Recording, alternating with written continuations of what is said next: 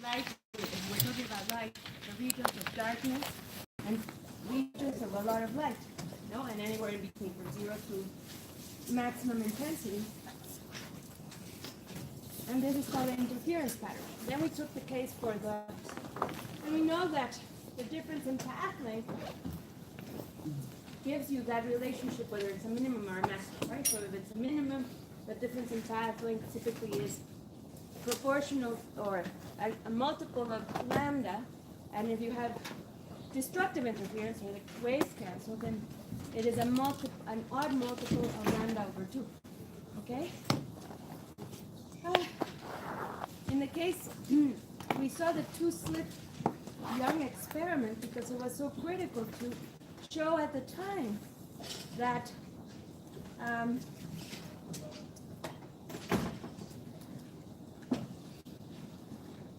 that light was in fact a wave, right?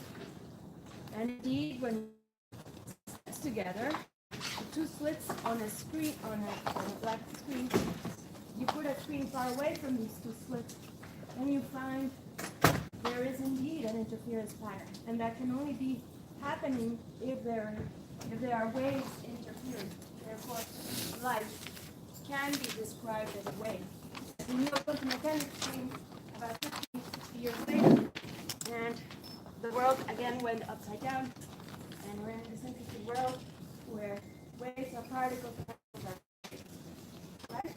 And that's what I'm going to do next week. Neutrons, which are particles, and I'm going to use their wave properties to investigate what I'm doing work on in my lab.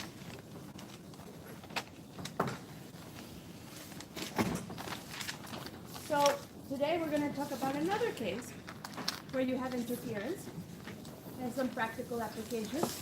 We call it thin film interference. Okay, so imagine you have three mediums. The one in the middle, is a thin film. It's somehow onto a medium that I call N3, the thin film which has index of refraction N2, and the incident medium, this incident medium is N1. All right?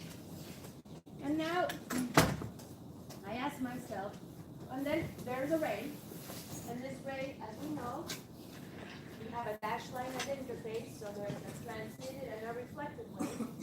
All right, and my eye is over there. That's supposed to be my eye.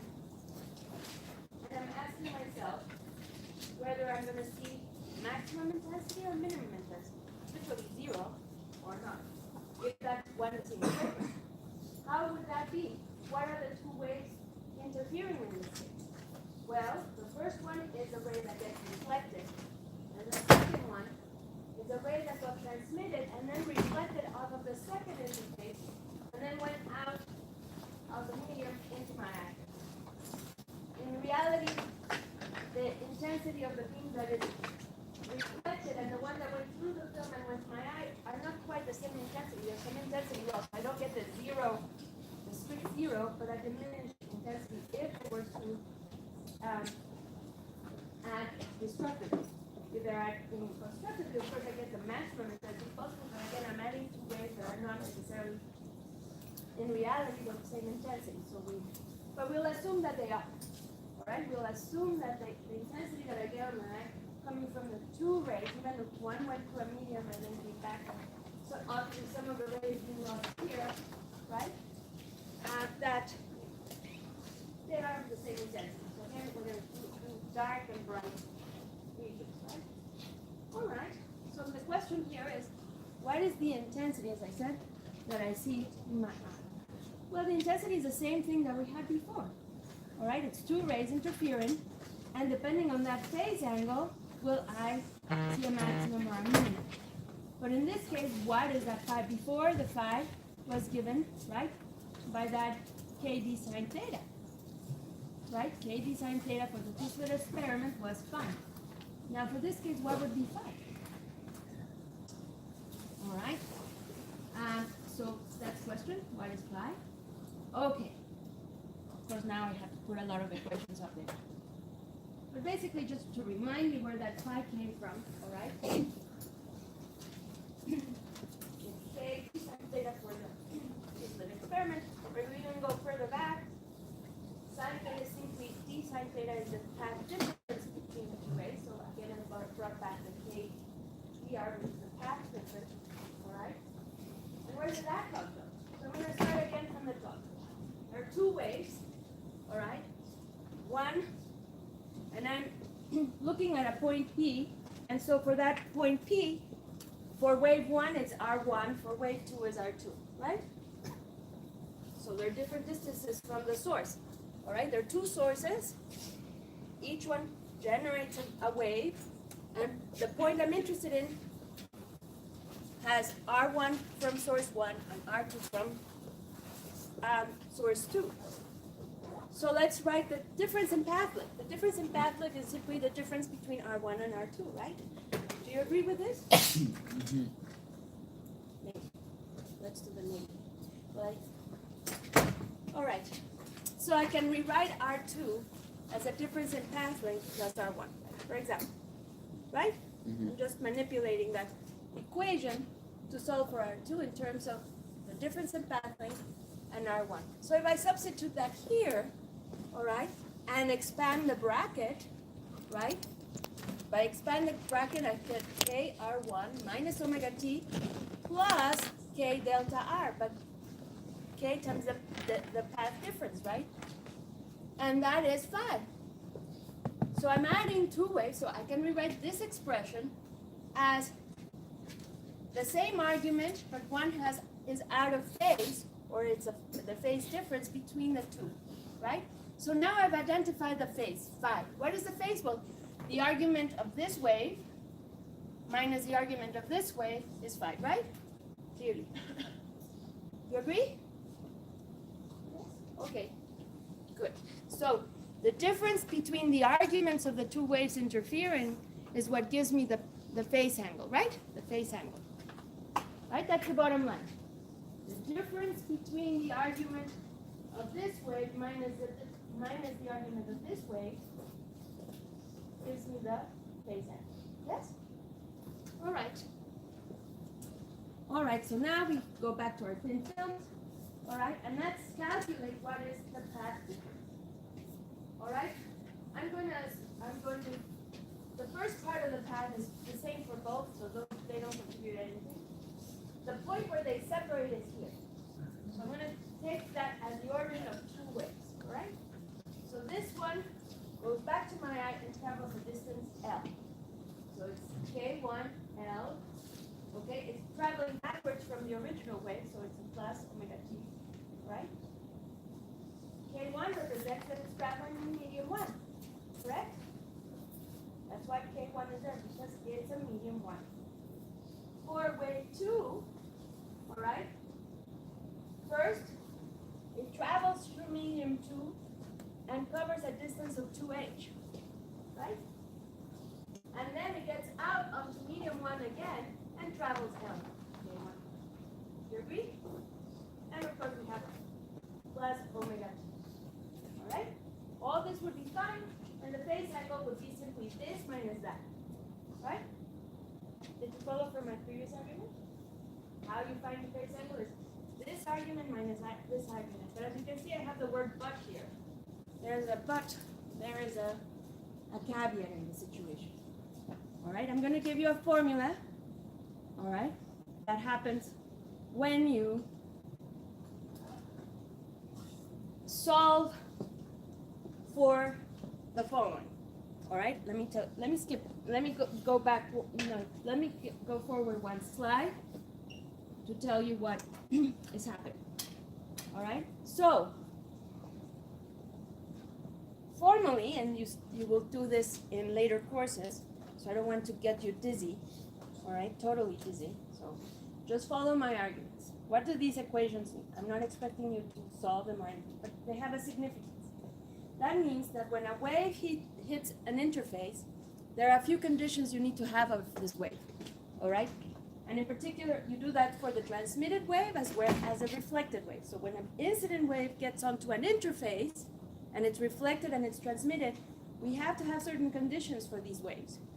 What these equations mean is that the waves have to be continuous. You cannot break the wave, all right? You have to walk the wave and cross on the other side continuously. And these other two equations means that they're the derivatives So what do you think that means in mathematics? The first one is that they're continuous, that the wave has to be continuous between the transmitted and the reflected. And when I take the derivative, what am I asking? That the derivative has to be continuous, right? The derivative of the incident wave in terms of time and space, all right, has to be equal to the derivatives of the transmitted and reflected. What am I saying from your math course? That it's smooth, that it doesn't have a kink, that the slope at the interface is smooth. It's not only the function continues, but it doesn't have like a kink, all right? It's continuous. That's what the derivative means. Do you remember this or you don't? Yes? You guys don't move your heads. So I don't know if you're yes or no, maybe you're thinking about something else, but anyways. I just wanted to say that if you solve this, which I'm not asking you to solve it, but basically you're asking that the waves be continuous and smooth, all right?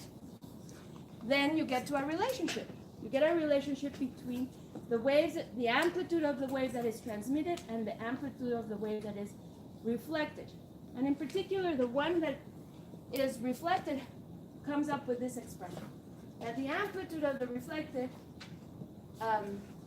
wave is the difference between the incident medium, the index of refraction of the incident medium, and the transmitted medium. All right, so if the index of refraction of the incident medium is lower than the transmitted medium, so for example, air to glass, air to plastic, then this becomes negative. And what does that mean? If it becomes negative, then let me skip here. All right. So if the n1 in this case is less than n2, then you basically get here a negative sign, and a negative sign can be absorbed into the argument of the traveling wave. How? Well, if you have a negative sign here, you can absorb it into the cosine as a shift, a pi shift. All right? So, if a wave hits an interface, the reflected wave acquires a pi shift if the index of refraction of the incident medium is lower than the medium that is reflecting on that it's being reflected on it. All right? So, if n2 is greater than n1, the reflected beam acquires a pi shift. If that is not the case, then there's no pi shift. The transmitted wave, and I didn't put it here, but doesn't have that. Any transmitted wave doesn't have a pi shift. It's only the reflected wave. Only the reflected wave can have a pi shift if the index of refraction in going from one medium to another goes from a lower to a higher index of refraction. Okay? So let's keep that in mind that, when we calculate our shift. So here we were, right? This was the equation we had before, all right? And indeed, if n1 is greater than n2, that reflected beam doesn't have a pi shift, right? And if then this transmitted wave again reflects off of this interface, but if n2 is greater than n3, I don't have a pi shift, right? So in this case, I don't have a pi shift for any of these waves, and therefore this is the argument. These are the arguments, right? You don't have a pi shift because it goes from one medium to the next and one lower and lower index of refraction. Okay? So I don't have a pi shift. So therefore the phase angle is just the difference between the two arguments, which turn out to be just simply K2. K2 is the wave number of the wave in the medium 2H, which is twice the thickness of the film. Right? Are you following? All right. And I didn't turn on my microscope, eh? I'm looking forward to my students getting me great microscope data this afternoon. That's why I'm picking up on microscopes. We'll see. All right, so let's put another case. So N1 is less than N2, but N2 is still greater than N3. All right, because so again, I take the difference between the arguments, and I get that the phase change is 2H, which is the thickness of twice the thickness of the film, K2, minus pi, right? So I'm just solving that. All right? Now, what if n1 is greater than n2, but n2 is less than n3? So this wave, when it gets reflected, doesn't have a pi shift. This way that got transmitted upon reflection on the second interface between n1 and n2, because n2 is less than n3, it gets a pi shift, right? And the argument continues to be the same as what we had before. And so, again, you have a pi shift. Now, if you have the reverse, n1, is that what I, no, that's a repeat of what I had before, right? Let's see. Yeah, sorry. N1 less than N2 less than N3. So I need to correct this. Imagine this is like this. The opposite, okay? Sorry. Obviously that would be the first one we tried. N1 less than N2 less than N3. So since N1 is less than N2, upon reflection you have a pi shift. All right? This one, transmitted reflexive of this interface, N3, N2, again, this is reverse, okay? I'm sorry. I screwed up. N2 is less than N3, then it gets pi shift 2. So when I take the difference between the arguments of the waves, again, I get K2, 2H. So it seems that there's a pattern. If one of the interfaces you have a phase shift, well, if you get a no phase shift on both interfaces, or both interfaces get pi shifted, then the phase angle is simply 2 times the thickness times K2. But if only one of the interfaces causes a phase shift, okay, whether it's the first or the second, then the phase angle basically gets a pi shift, plus or minus. It really, you'll see that it doesn't matter whether it's a plus or minus, but it gets pi shifted, that phase angle. All right. All right, so here we go. Independent of the conditions, as we saw last class, the intensity is given by this function where phi is again the phase angle, right? And we get constructive interference when that phase angle is a multiple, the phase angle divided by 2 is a multiple of pi, right? And it's 0 when the cosine of phi over 2 is either pi over 2, 3 pi over 2, 5 pi over 2, etc., right? Plus or minus, we can allow that to happen. So, now let's put the two things together. For these thin films, we found that, for example, for N1 greater than N2 greater than N3, right, we don't get any pi shifts, because as you go through the materials, none of the reflected beams gets pi shifted, then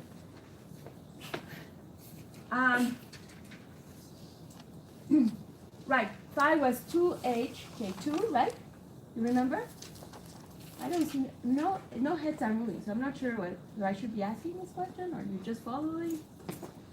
Anyway, I'll talk to myself then. No, I hope I'm talking to you. So if you remember, if you get either no pi shift from both reflections, or you get pi shifted by both interfaces, the phase angle is just twice that thickness times K2. All right, so phi over 2 is simply h over K2, and therefore, since K is 2 pi over lambda 2, which is the wavelength of the wave in medium 2, is a multiple of pi, that would be constructive interference, right? So if I have red light coming and reflecting off of this thin film, I get the maximum red out of that, all right?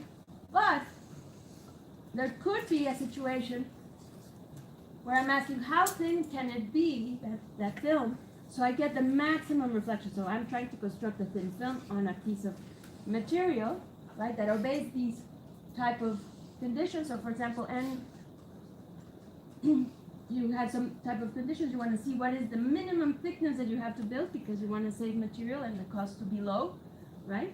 So you want to know what is that thickness, all right? So that turns out to be for this m. If m is equal to 0, that means there's no film, right? So that's, you don't want that. The next one would be m equals to 1, so it's pi, all right? So if I make that pi, you will see that then the thickness has to be half the wavelength of the wave in the medium, or if you're considering the wavelength of the wave that was incident, then I just transform it to the original wavelength, lambda 1, because we have this relationship, right? Now for destructive interference, right, I want this phi over 2 to be this odd number times pi over 2. Okay, it's expressed differently here, but it's the same thing. All right? And therefore, I asked myself, what would be the thinnest film to give me destructive interference? Destructive interference is that the light reflected off of this coating that I put, a thin film coating, and I don't get any light. So this is anti-reflecting coating type of thing. Okay, so I get the minimum, ideally 0 light, reflecting off of that light, of that thin film. And that means that I would have to have a quarter of a thickness. A quarter of a thickness of the wavelength of the wave traveling in that medium kills that reflection. Okay? I wrote my intensity coming from the wave that's reflected plus the wave that went through the film, cancel each other out, and I have 0 intensity. In the ideal sense, we have 0 intensity. In the real world, well, you know that the intensities are not quite the same. You cannot have 0, but you do have a minimum. All right? And then I go through all the scenarios that we talked about. Now, if there's a pi shift by one of the reflections, right, then this is reversed. All right, you solve as we did before. Now we have this pi over 2 on this side, right? The phi is plus or minus pi, depending whether the arrangement of the ends, all right? So for a maximum, you get this new expression. So you ask yourself, what would be the thinnest film to give me constructive interference? M0 would give me a negative, that doesn't work. M equals to 1 gives me a 1/2, perfect. That gives me a positive value for H, right? And therefore, it turns out that for that maximum to occur is a quarter of the wavelength traveling through the medium. If I want destructive interference, I resolve that. Again, in this case, there is phi over 2 is this, but now I want destructive interference, so it has to be equal to that. The pi's over 2 cancel, and what I get is that you get, in this case, destructive interference when the film is half the wavelength of lambda 2. So, and if you go through all the cases, all right, here are all the cases. If you have pi shift due to the reflection on both interfaces, or no shifts on both interfaces, this would be the relationship between the thickness and the wavelength. And here lambda is the wavelength in the medium of the film, so lambda 2, right? Then this will give you constructive interference, and this will give you destructive interference, right? So for the thinnest film possible, in this case, m is equal to 0, so the thickness will be lambda over 4. Here, the thickness, the minimum thickness, of course, m cannot be 0, m is equal to 1. The thickness would be lambda over 2. If one of the interfaces gives you a pi shift, then the thing is reversed. Right? You have constructive interference when you have lambda over 4 for the thinnest film. And here, for the thinnest film, would be lambda, the thickness will be lambda over 2 if you get a pi shift. It's just the way it is. So here is another one. So this is a typical thing. You have oil and water, right? Water, air has index of refraction 1. The film is soap, right? A soapy condition. I don't remember. And then you have water, say, underneath, right? And you look at the film, and then what you get is different colors, because white light, all right, comes with all different colors. So now, depending on the thickness of this, any particular, that means that this film is not uniform, right? It doesn't have a single thickness. It's multi-layers of soap, right? Soap tends to stack, and it stacks in different thicknesses. So for example, what do you think this dark region means? More dense. More dense. Well, it means that the wavelength, that the thickness is such that it's below that lambda over 2 or over 4, depending, that cancels most of the wavelength.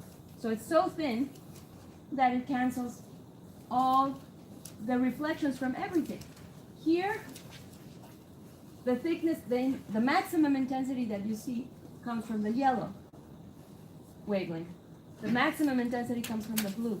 All other intensities are not constructively interfering, so their intensity is quite diminished, so you don't see them. You see predominantly blue because that is constructive interference for that particular thickness of the soap film. Okay? All right. So are you ready to work on problems? For 5 minutes, I guess. All right, here we go. A thin layer of turpentine, which is index of refraction 1.472, lies on top of a sheet of ice, index of refraction 1.309. It's illuminated from above with a light whose wavelength in turpentine, all right, lambda 2 is 400 nanometers. Which of the following possible thickness of the turpentine layer will maximize the brightness of the reflected light? So the light comes from air, N1, into the turpentine, who has an index of refraction of 1.47. Would that reflected beam get pi shifted?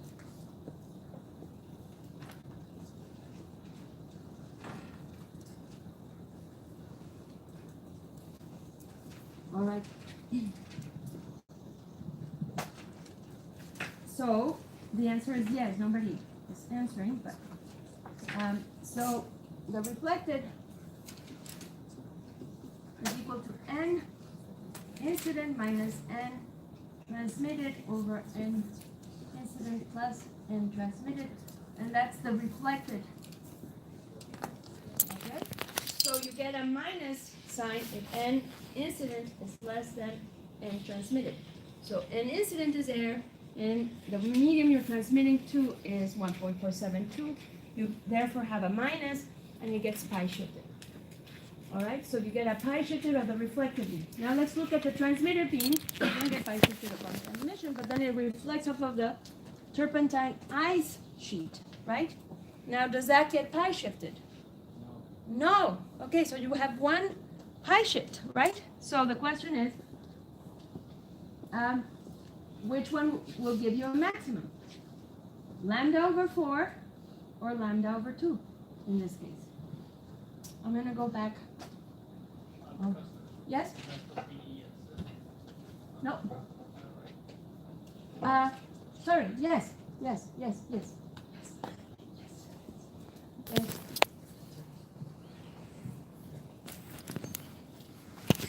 Okay, so this is the condition, okay? So one of the waves has a half cycle phase shift, meaning a pi shift, all right?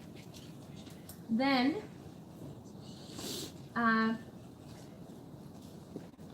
you have constructive interference when the thickness is m lambda over 2, all right?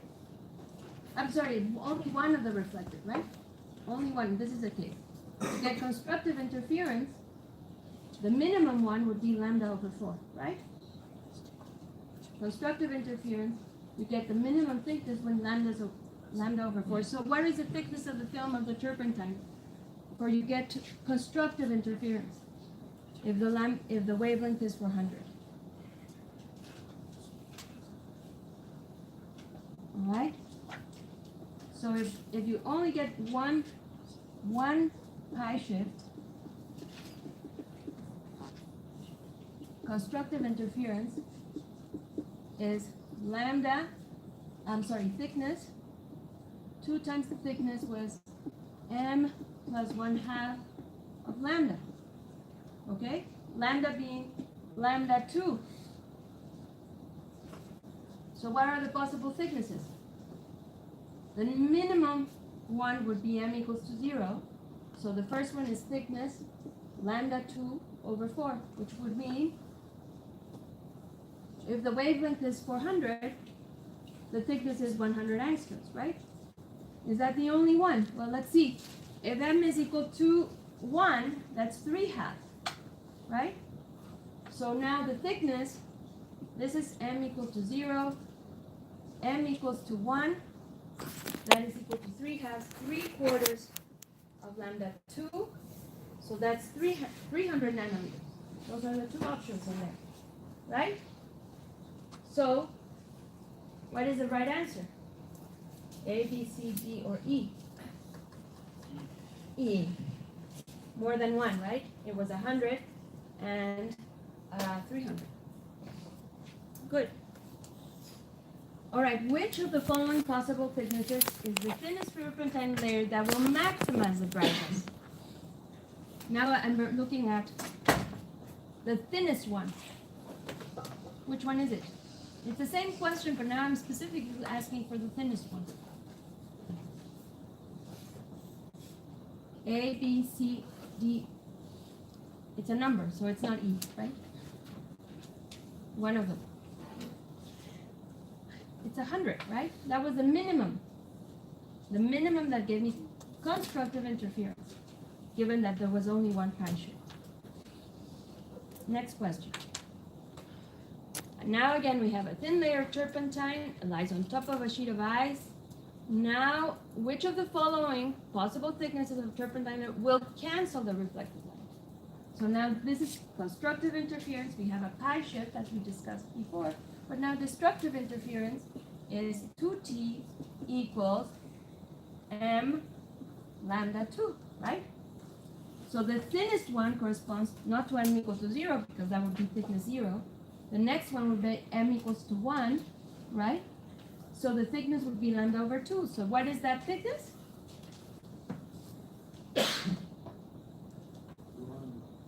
We have several. I'm not asking for the thinnest one. I'm looking at several. So the possible ones, okay?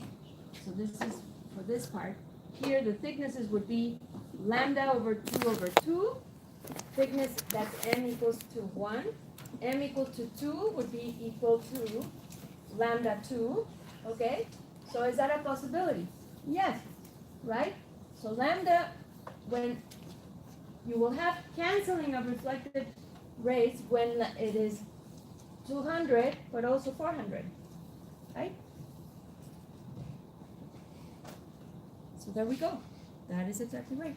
And I put there all the workings that I just put on the board. All right. Now, I suggest you read through these problems, but the basic idea is the same, okay?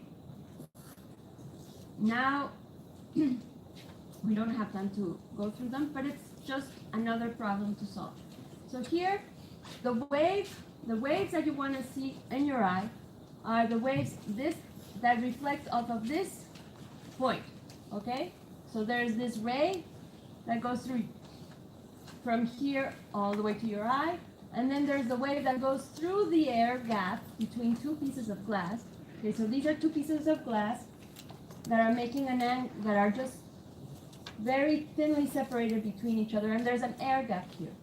All right, so now the ray goes through the air, reflects off of the second piece of ice, and travels back to your eye. Compare, taking into account the phase shifts that could occur upon reflection. For example, here is air to glass. Is it pi shifted? Yes, because we go from an index of refraction lower than glass. Glass has a 1.45, something like that.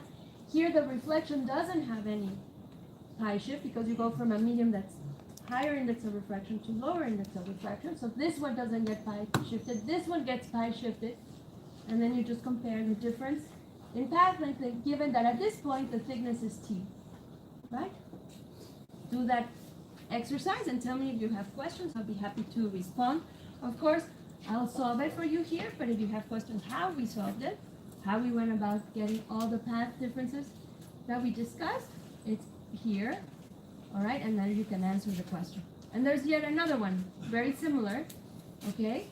Where you want to see that at what point, what are the possible x's for which you get either the interference field, the bright spots from the film. So if you have a piece of glass, two pieces of glass at an angle, then what you will see at different points from the vertex is bright spots, black spots, bright spots, black spots.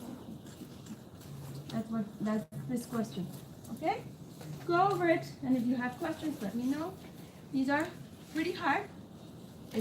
I don't think we're gonna get you to work on a problem this hard, but I suggest you do it. All right? All right. With that, let's start with the quiz.